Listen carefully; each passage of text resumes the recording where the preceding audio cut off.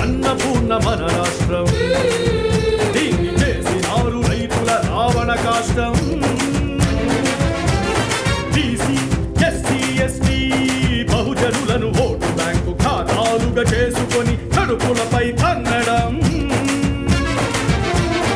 అక్క చెల్లి అమ్మ తల్లి అంటూ అసలి కన్నీళ్లు కాల్చడం. మహిళా పథకాలంటూ గుడిని లింగాన్ని కలిపి మింగడం. ఎంతకాలం ఈ దారుణ దహనమంటూ ఇంకా నాయికపై చల్లని అనంటూ